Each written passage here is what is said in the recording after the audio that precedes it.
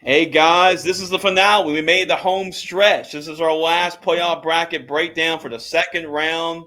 Also, first round recap as well. I'm Jason Lejeune, joined by Daryl Felker and Alex Allison of Gridiron Football. Make sure to check out their work at a perfect segue to gridironfootballusa.com. That's what the show is sponsored by. So make sure to check out all these great articles here. We got high school football covers. You see John Curtis, St. Augustine right here. Dash Your Hand, Knocking Off Washita Parish by Daryl as well, and a lot of our other beat writers too. Make sure to check out our website, gridironfootballusa.com. Here are our monthly magazines that we put out, all of our magazine covers.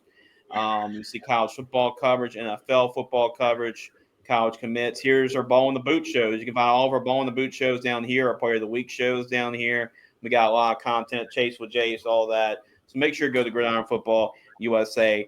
All right, guys, let's go into our last playoff bracket, and we can make the argument probably the deepest playoff bracket because we got some incredible second round matchups coming to you this week. Vermilion Catholic, number one seed, they're trying to get to the state championship game, and this time win it for Jonathan Dartez, our excellent dual threat quarterback. They'll take on Westminster Christian, put on quite a show over Delta Charter. That was a statement win because Delta Charter is a really good football team. 54-12 win for Westminster Christian, and the game will be played at Vermilion Catholic. Talk about matchups. This is intriguing.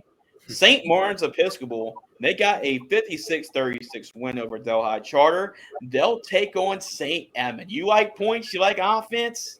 Highlight this one because there's going to be a lot of points being scored in that football game. Ascension Episcopal will take on Kentwood. Ascension Episcopal has the bye. They'll take on the Kentwood Kangaroos. And like Amy, that's been a powerhouse program in that area. And they'll get a chance to make a run to the Superdome with a 56-6 win over St. Mary's as they'll take on Ascension Episcopal. That should be a great second round matchup. Southern Lab, the defending state champions, crazy that they're the number 13 seed in this bracket, but they'll get to play St. Frederick in the second round of the playoffs, and the game we played at St. Frederick. On the bomb side of the bracket, Covenant Christian had a bye. An undefeated team will take on Central Catholic. Their defense able to take control of this one with a 14-0 win over Lincoln Prep. It'll be Covenant Christian against Central Catholic. Washita Christian, they take care of business in the first round over Glenbrook by a final score of 49-13. Really interesting second round matchup. The whole city of New Roads will be closed. I can guarantee it. The whole city of New Roads will be there when they take on Washita Christian. As Catholic Point Compete had a bye, and I think a team that deserves a bye and needs a bye is Catholic Point Compete. So that should be a really good matchup in the second round. Riverside Academy will take on Hamilton Christian. Should be a really good matchup. Two of the most exciting players as well in that bracket. Dedrick Lassie for Riverside Academy and Javon Vital for Hamilton Christian. Hamilton Christian able to get a 41-30 win over St. John. And then finally, Opelousas Catholic had to squeak by Westminster Christian 34-33 to play Ascension Catholic. And remember, that is a rematch of when Chad Elsie scored 9 touchdowns in one game against that same Opelousas Catholic team. So those are your first round scores, second round matchups. Daryl, I'm going to go with you first. And, any matchups that stood out to you from the first round, or any scores that stood out to you from first round?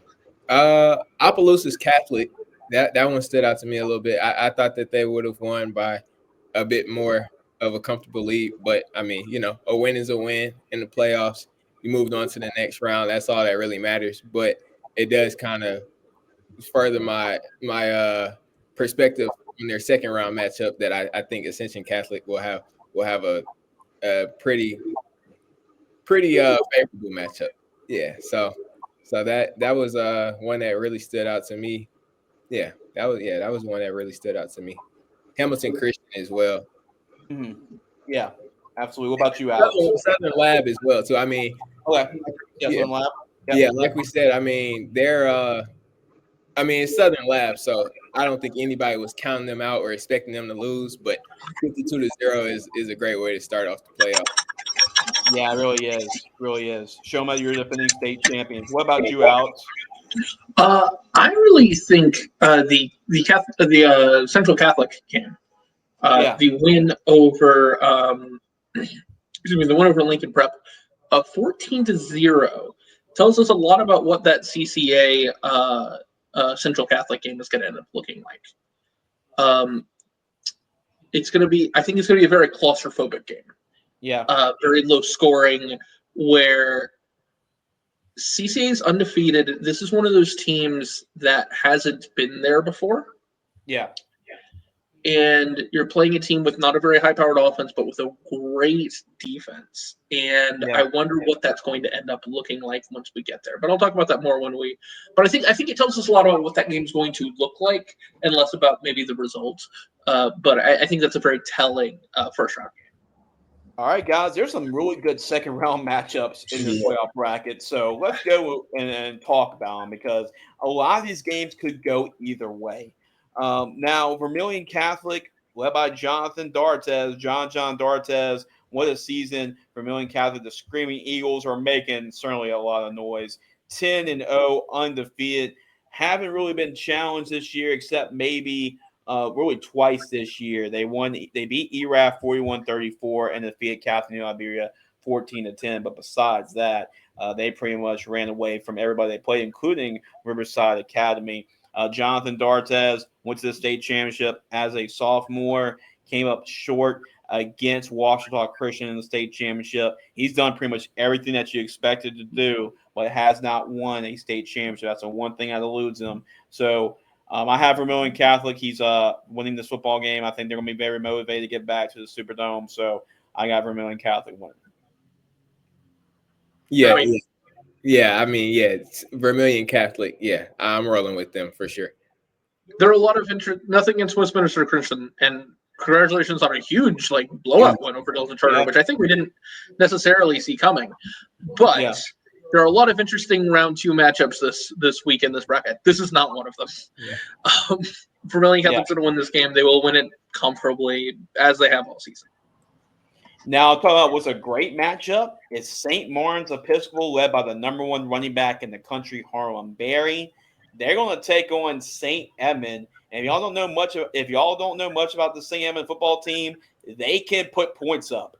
42 points, 54 points, 60 points, 47, 46, 56, 58, 61, 42. Their only loss was against Catholic Point Capee, 26-22, when their offense was stymied a bit in that football game. But Kane West, we both got a chance to see him, myself and Alex. And you got to see St. Martin's play as well with Harlan Berry. So I want your perspective, since you got to see both teams play, Alex. Who do you think has the edge, just seeing both these two teams on paper and just seeing them on the field? I talked a lot about this game in the preview week last week, because we were expecting this to come with St. Martin's Episcopal's matchup against Delhi Charter, expecting it to not be particularly close, and it wasn't. I am taking St. Edmund in this game. I think there's definitely, I think there are a lot of worlds where this game is pretty close, and St. Martin's can win the game. I think St. Ed will win the game.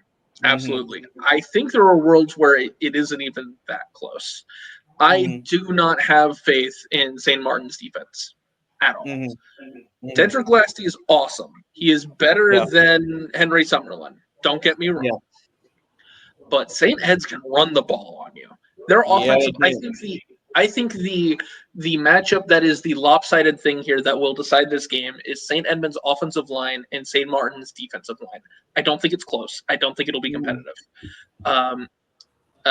Opelousas Catholic. I watched St. Edmund play Opelousas Catholic. That game was really close because Opelousas Catholic had some really high-end talent on the flanks and was able to move the ball through the air a lot. St. Martin's has one of those two things. They have Harlan Berry.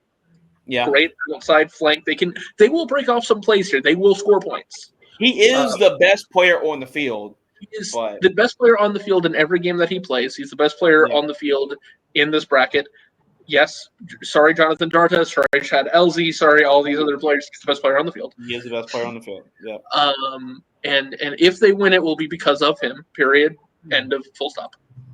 But I think the matchup is, I think St. Edmund will win this game. I think they have a chance to win this game actually fairly comfortably because I don't think St. Martin's can stop them. Is the thing. I just don't think they can stop them. I think the run game is going to be too dominant. I think it's really consistent. It has big plays and you can move in like smaller 4, 6, 5 chunks, and the passing game can do things as well. So I think St. Edmund will absolutely win this game. That is my own take on it personally. All right, what about you, Daryl? Yeah, like you said, I'm going to roll with St. Edmund as well. I haven't had the chance to see either of the two teams in person, but I did see, as he touched on, I saw Dedrick Lasty. I saw him against Vermilion Catholic, though. And while he still got he made an impact on the game, they bottled him up a lot more than St. Martin's did. So just kind of comparing that, I think I think St. Edmund is going to be able to put up the points and bottle their offense up just a little bit more, and I think they'll pull out the win. Harlem Berry is the best player on this field in this entire bracket. Mm-hmm. But do what's the best way that for him not to make an impact? Keep the ball and play keep away, because that is your best shot for him not making an impact, and that was what St. Edmund is going to do. They're the better team. Kane West, he is a linebacker. He's like Taysom Hill playing quarterback. I mean, the dude is a tank. All right, you don't want to try Tim Tebow, whatever big name quarterback you want to talk about. That was a big physical runner. That's Kane West, and they can make plays in the passing game when they need to. Blake Moran's a gridiron football American commit. Seth Oakland, you talk about Henry Summer running the football. They're going to lean that offensive line, that ground attack. Harlem Berry will get his. He will score touchdowns. He'll have a big stat line. There's no doubt about it. He's going to have a big impact in this game. But St. Edmund's going to make sure to limit his opportunities, and that is keeping the football, having those 5-6 minute drives, and making sure you limit those opportunities with him touching the football. So I got St. Edmunds win this football game as well. Ascension Episcopal, the Blue Gators against Kentwood.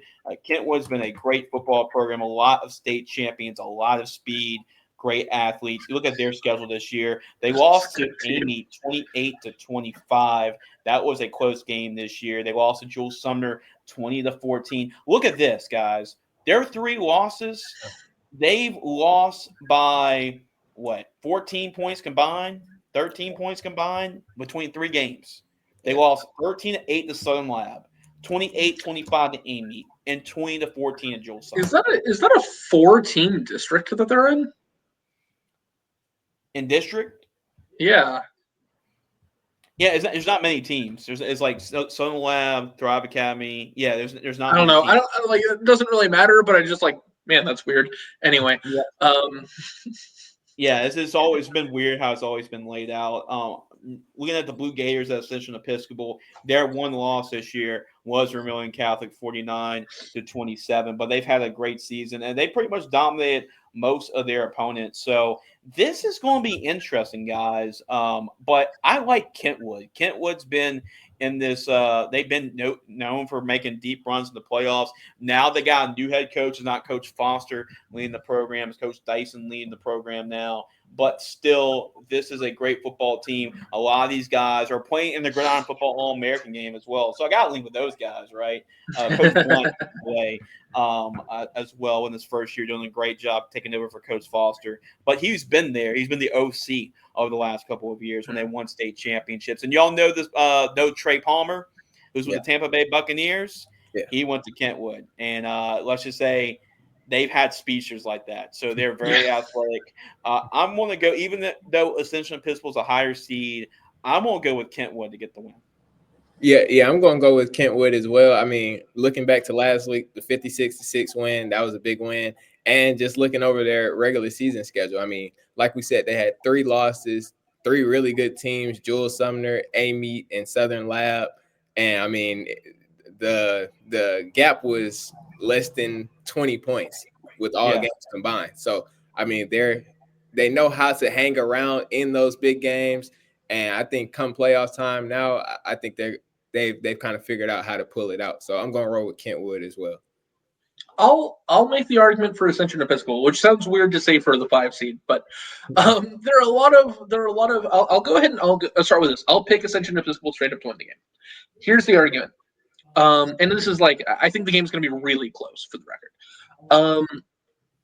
And I think you get a lot of themes in this game that point towards Kentwood being the team, and there's a really good reason why you guys have picked Kentwood. They're more battle tested. Right? Ascension Episcopal's only game against a really good football team this year is a game they lost pretty handily to Vermilion Catholic. Here is and the other big thing is this is a team. How are they going to handle the bye week? Right? We're not sure. That's always something to consider.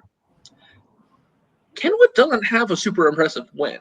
The games that we're talking about that are like really good for Kentwood are these close losses, and I think that's an important thing to sort of like consider with this. Do we know that they can win a close game? Probably Will Ranger or either Will Ranger or East Louisiana. Right. Their best. And like Will Ranger, like they're not. They haven't like. It's not like they have no wins or anything. But my point is like their most impressive games are these close losses. They have a close win over Loranger, but can they win against against a really good team in a close game in this sort of a situation with a first-year head coach? A first-year head coach that I trust long-term, but it is his first year in this sort of situation as the head coach. So I think it'll be a really close game. I think either team absolutely can win. I think it's a toss-up, but I'll go ahead and make the argument. I'll take Ascension Episcopal in this game. Okay, so we got 2 for Kentwood, 1 for Ascension Episcopal, but that should be a really good football game either way. That should be a close one between both those two teams. Southern Lab, it's crazy to think that the defending, like 2 of the last 3 state champions going to Southern Lab, the defending state champions or number 13 seed. But you look at Southern Lab this year, they had a tough stretch. And I think there was a Gridiron Football Player of the Week curse on Jerry Botley, because after the Delhi win, they lost 3 in a row to Denham Springs. Now, that's a 5A team. It's a good 5A team. Yeah, Madison Prep. That's a team that's going to be in the running for Division II Select. And we talked about Kaplan, too. That's a really good football team. But they started to pick it up. They defeated Kentwood, and that was a big win. And I believe LHSAA covered that game, that Kentwood Southern Lab game. And Central Private took care of business there, took care of business at Thrive Academy. So this team is getting back to form. And Southern Lab, we know that they are going to state championships. They've been in state championship form. You look at St. Frederick. On the other hand, they've won the winning streak. They've won 6 in a row ever since the 1-point loss to Bastrop. They also lost to Franklin Parish this year as well. But Southern Lab trying to repeat as state champions. Can they do it, or will St. Frederick spoil the party? I'll go first. I saw, like you said, Player of the Week. I saw Jerry Botley in their first week. That was week 1, Thursday night game, and he was a game changer. Like he wins games. And I feel like, like we said, they had a rough patch in the middle of the season, but at the end of the season, they got things figured back out. They started the playoffs off right. And it's hard to count out like just a school that has that pedigree. Like we said, they've been here before. They know how to win. And I'm going to roll with Southern Lab. I mean, it's another upset, but it doesn't feel like I'm choosing the quote unquote underdog necessarily. No, I'm gonna go the same way. I'm gonna take Southern Lab here. It's just oftentimes experience trumps seeding in a situation like this. St. Frederick's is the better team in terms of seeding, but Southern Lab's been there a lot. We know the talent is still there. This is a great team with a great senior class. I'm going to give the nod here to Southern Lab. I agree. I'm rolling Southern Lab. They are on a mission. They were here for our Gridiron Football Media Day before the season. They're on the mission to win a state championship. That's their goal, no matter what it takes. And I like the Southern Lab football team to win and advance to the next round. And that's going to be an intriguing matchup if we see a Kentwood and Southern Lab again in the next round. So, with these two teams, of course, in this bracket, that could definitely happen. Covenant Christian, Central Catholic. Covenant Christian is one of those teams again. Is this team for real? They're undefeated. Jesse Turner's done an awesome job with this program. You look at Covenant Christian this year. They've been undefeated this year, have not lost. Their closest game this year actually was 20 29-12 against Jeanerette. I mean, but they've and that's a good Jeanerette team too. Yeah, that's a good Jeanerette team that they played, but like they dominate every opponent, including Central Catholic. This is a rematch. They won 25-7 to end the season. So I with did that not know being that before now. consideration, I will admit. yeah, I'm gonna have to roll with Covenant Christian. I mean, Central Catholic struggled in their first round playoff game against Lincoln Prep. I like Covenant Christian, the season that they're having. They haven't been challenged. I think they'll be challenged really for the first time next week in that winner of that Washington Christian Catholic Point Capee game. But for now, I think it advances a little bit longer. I got Covenant Christian. Yeah, like you said, I mean, undefeated season. Central Catholic struggled a little bit in round one, and they beat them previously this season, and it wasn't a super competitive game. It was 25-7. So I mean, I'm going to roll with, I'm going to roll with Central. A Covenant Christian. Yeah. Covenant Christian. My bad. Yeah, Covenant Christian. Yep. I talked about the possibility of this game feeling claustrophobic earlier.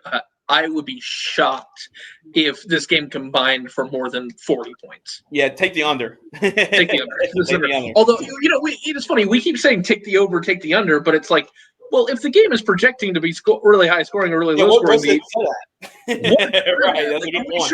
Are we sure the under for this game is going to be set any higher than like 37 or something like that? Yeah. So maybe you do still take the under, but it's not quite as clear cut. So, but the general idea, this will be a defensive game. This will be a very low scoring game, and it makes you think that CCA's defense might be so good that it could really give them the chance to make a real run here. Mm-hmm. So I will start by taking this team to win this round, and then we'll see what happens when the CCA faces the winner of the next game that we're about to talk about.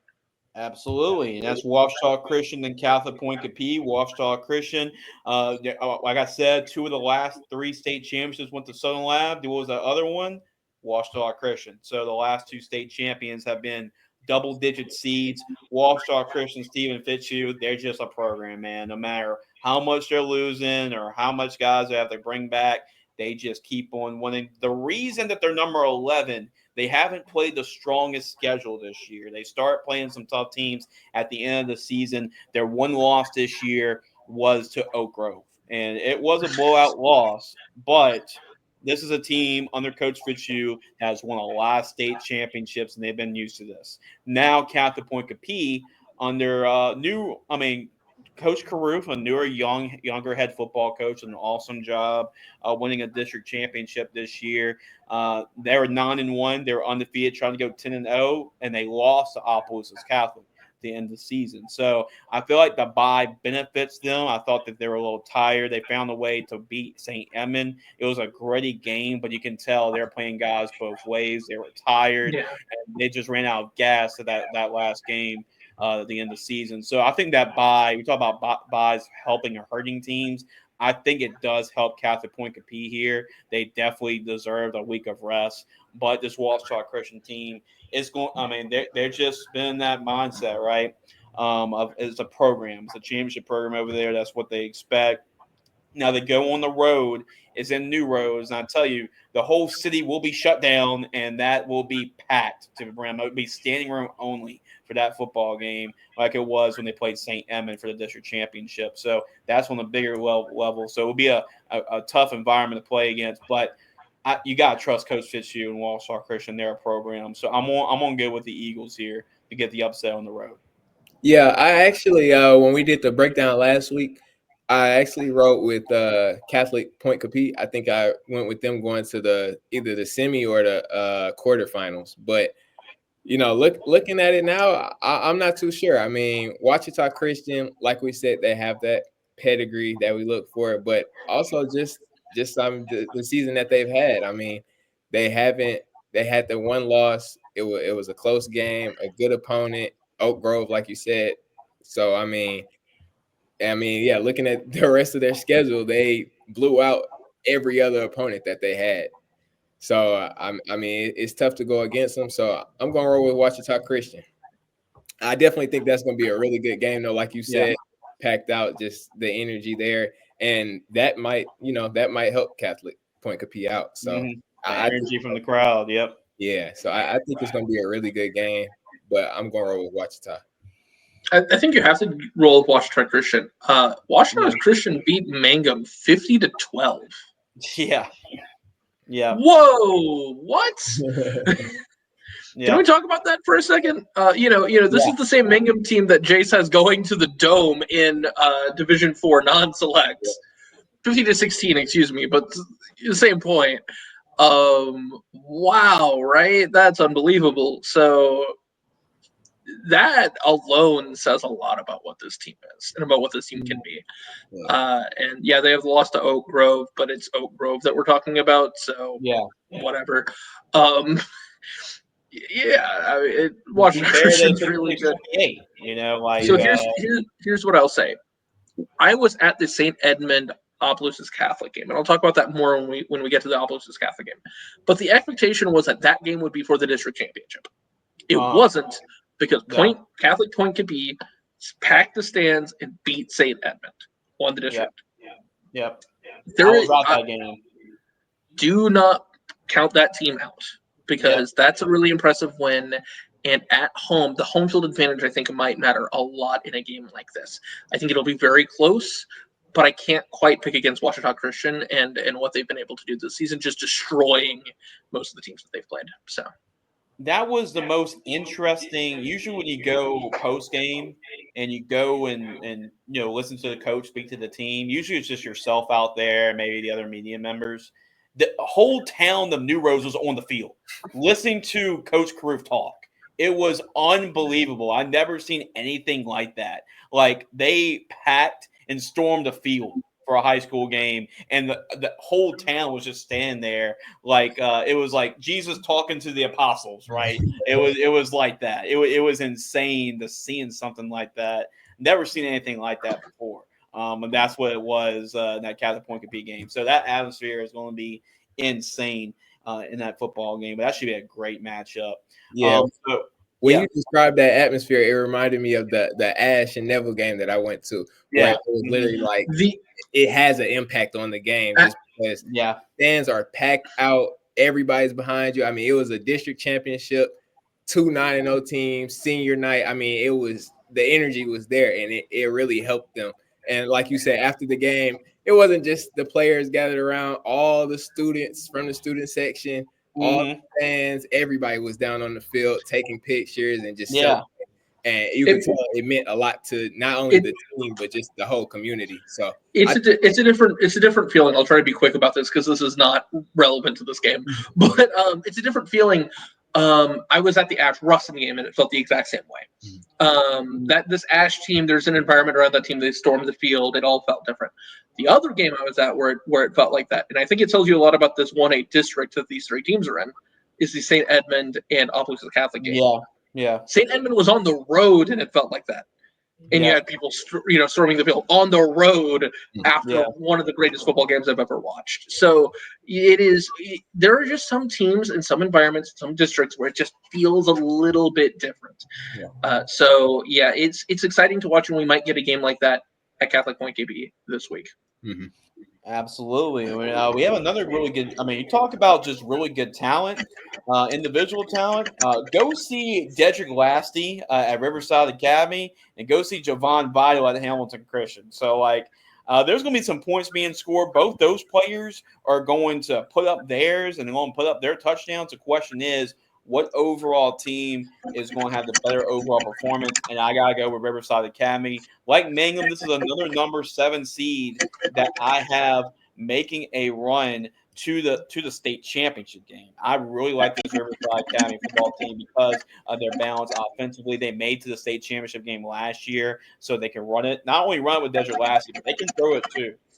So the Broad Bourgeois is a good quarterback. They got some great receivers on the outside. So this is a balanced offense. So I'm going to go with Riverside Academy. They won't have to win some scoring shootouts, but I think this offense can do that. Yeah, like you said, I mean, Riverside is hard to go against. Like just Dedrick Lasty alone, but then you add in the passing game that they have too, and the defense that can step up.